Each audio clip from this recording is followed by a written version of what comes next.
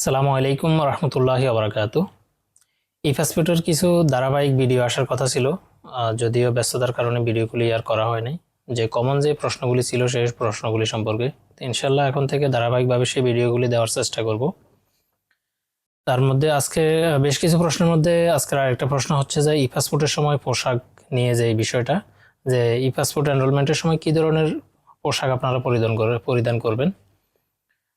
সম্প্রতি দেখা যাচ্ছে যে বিভিন্ন এম্বাসি থেকে নোটিশ করতেছে পোশাক সম্পর্কে, অনেকেই যে এই সমস্যার তৈরি হচ্ছে বেশি, নিশ্চয়ই সেই কারণে নোটিশগুলি আসতেছে যে ই পাসপোর্ট এনরোলমেন্টের বায়োমেট্রিক এনরোলমেন্টের সময় সাদা এবং হালকা ধরনের পোশাক পরিধান থেকে বিরত থাকার জন্য সবাইকে বলা হচ্ছে।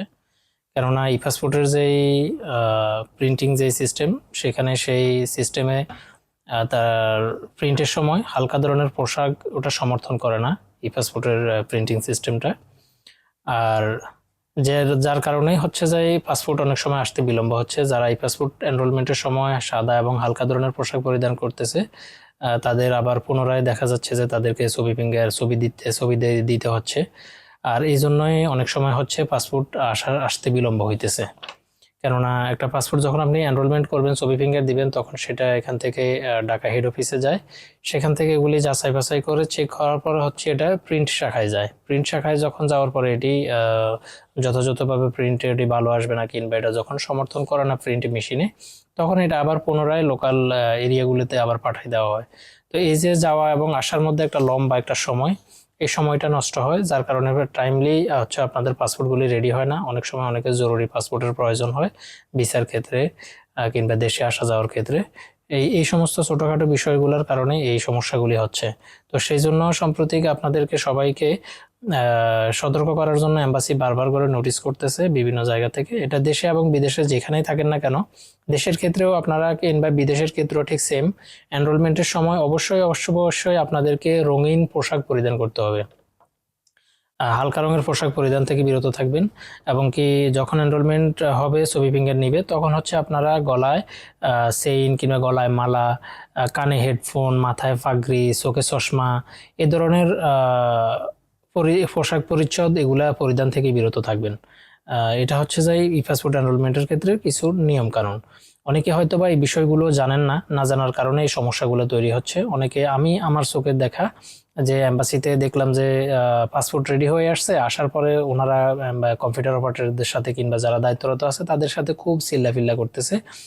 হ্যাঁ, ওনার ছবি ভালো হয় নাই কেন, ওনার ছবি সুন্দর হয় নাই কেন, কিংবা ওনার ছবির ব্যাকগ্রাউন্ড বোঝা যাচ্ছে না কেন, আবার ছবি তোলেন, এইগুলো নিয়ে। তো আসলে একটা পাসপোর্ট যখন প্রসেস কমপ্লিট হয়ে যায়, রেডি হয়ে চলে আসে, কিংবা ছবি ফিঙ্গার হয়ে যায়, এটা প্রিন্ট শাখা পর্যন্ত কমপ্লিট হয়ে যায়, তখন এটাকে আসলে আর কিছু করাটা সম্ভব হয় না, সম্ভব থাকে না। এটাকে করতে হলে আবার পুনরায় সেই পাসপোর্টটাকে নতুন করে তাকে আবার অনলাইন করতে হবে, এবং তারপর হচ্ছে যথাযথ পাসপোর্টের ফি জমা করে তাকে আবার ছবি ফিঙ্গার দিতে হবে। তো এটা আসলে অনেক বড় প্যারার বিষয়।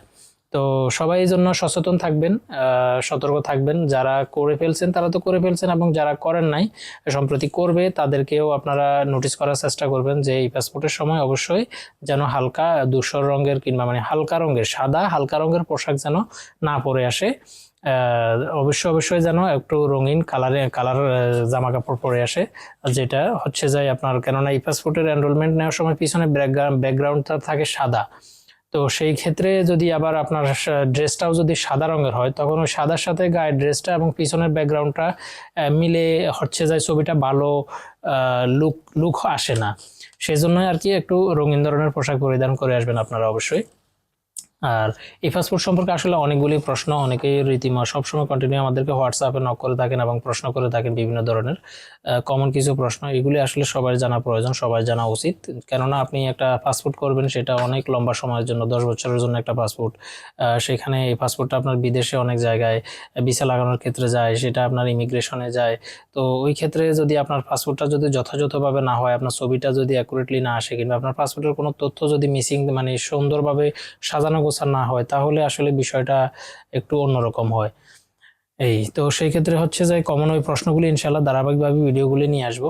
আর হচ্ছে আপনারা যেখানেই করেন, নিজে অনলাইন করেন কিংবা যাকে দিয়ে করেন না কেন, ভালো যদি নিজে ভালোভাবে জেনে বুঝে থাকেন যে এই পাসপোর্ট সম্পর্কে আপনার সম্পূর্ণ ধারণা আছে, সবকিছু আপনি বোঝেন কোথায় কি দিতে হবে সব অ্যাকুরেটলি, এবং কি হচ্ছে আপনার যথাযথ তথ্যগুলি দিয়ে, তাহলে নিজেরাই করবেন। আর যদি আপনি না পারেন তাহলে ভালো কোনো কাউকে, এক্সপার্ট কাউকে দিয়ে করবেন।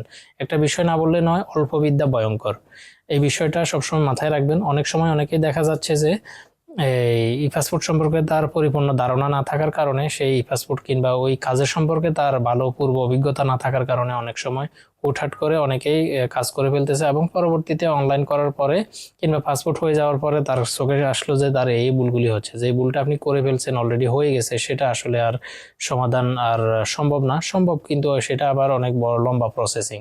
তো সেই জন্য আপনারা অবশ্যই সতর্ক থাকবেন একটা কাজ করার সময়। অবশ্যই যারা এক্সপার্ট, ভালো অভিজ্ঞ, এই কাজে দীর্ঘদিন থেকে এই কাজ করছে, তাদেরকে দিয়ে কাজগুলি করানোর চেষ্টা করবেন। অথবা যদি নিজে যদি স্বয়ংসম্পূর্ণ সবকিছু বুঝেন যে কোথায় কোন জিনিসটা দিলে আপনার পাসপোর্টের জিনিসটা খুব ভালো, পারফেক্ট হবে এবং অ্যাকুরেট হবে, সঠিকভাবে হবে, তাহলে অবশ্যই অবশ্যই অবশ্যই আপনি করবেন। করতে পারলে তো অবশ্যই ভালো। যে আর যেহেতু পাসপোর্ট একটা খুবই ইম্পর্টেন্ট একটা বিষয়, ইন্টারন্যাশনালি এটা বিভিন্ন কাজে ভিসা লাগানোর ক্ষেত্রে, ইমিগ্রেশনের ক্ষেত্রে প্রয়োজন হয়, তাহলে সেই ক্ষেত্রে অবশ্যই আপনাকে সতর্ক এবং সচেতন থাকতে হবে। এই বিষয়টা অবশ্যই আপনাকেই মাথায় রাখতে হবে। ইনশাল্লাহ ধারাবাহিকভাবে আপনাদের জন্য এই পাসপোর্ট সংক্রান্ত বিভিন্ন ভিডিওগুলি আসবে। আসলে ব্যস্ততার কারণে এগুলি করা হয় না, করা হচ্ছে না। ইনশাল্লাহ এখন থেকে চেষ্টা করবো রীতিমতো আমার যারা শুভাকাঙ্ক্ষী আছেন, যারা নিয়মিত আমাকে প্রশ্নগুলো করে থাকেন, তাদের উদ্দেশ্যে ভিডিওগুলি করব, এবং এই সচেতনতার উদ্দেশ্যে যেন সবাই যেন এই বিষয়গুলি সম্পর্কে ভালোভাবে বুঝতে পারেন, বুঝে জেনে শুনে পাসপোর্টটি করবেন। কারণ আমরা আমরা আসলে সবসময় কাজ করি, তো কাজ করার কারণে হচ্ছে যে অনেক সময় দেখা গেছে যে আমাদের কাছে অনেক লোক আসে, অনেক সমস্যা তৈরি করে চলে আসে। আসলে যখন আসে তখন অনেক কিছু আর বলার থাকে, করার থাকে না। কেননা আপনি যদি একটা কাজ করে ফেলেন কিংবা একটা পাসপোর্ট বানাই ফেলেন, সেখানে আপনার সঠিকভাবে আপনি আপনার তথ্যগুলি দিলেন না, এলোমেলো হইলো, কিংবা আপনার বয়সের সমস্যা, কোথায় কোন ডকুমেন্টটি দেওয়া লাগবে, কোন জায়গায় কোন তথ্যটি দিলে আপনার পাসপোর্টটি সঠিকভাবে হবে, আপনার এটার সাথে কি কি সাপোর্টিং ডকুমেন্ট দিতে হবে, সেই বিষয়গুলো আসলে সঠিকভাবে জানা প্রয়োজন। এইটাই আর কি।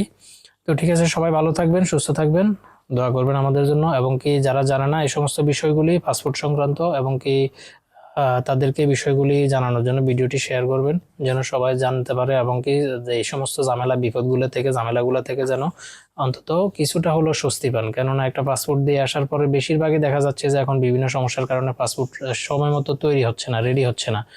আর রেডি না হওয়ার কারণে হচ্ছে যে আপনাকে আবার দ্বিতীয়বার এম্বাসিতে যাইতে হয়, কিংবা এই ডকুমেন্টগুলি আবার সেখানে সাবমিট করতে হয়। এটা আসলে অনেকটা কষ্টের বিষয়, বিশেষ করে যারা প্রবাসে থাকে, দূর দূরান্ত থেকে এম্বাসিতে যান।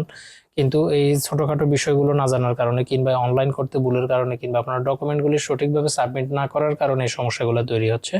যাতে করে এই সমস্যাগুলো যাতে করে তৈরি না হয়, সেই বিষয়ে আপনারা সচেতন থাকবেন, সতর্ক থাকবেন, এবং কি জেনে শুনে বুঝে ভালোভাবে আপনার এই কাজগুলি আপনি সম্পূর্ণ করবেন। কেননা পাসপোর্ট আসলে একদিনের জন্য না, লম্বা সময় 10 বছরের জন্য পাসপোর্টগুলি আমরা করে থাকি এখান থেকে। তো সেই বিষয়ে আপনারা সতর্ক থাকবেন অবশ্যই। আল্লাহ হাফেজ।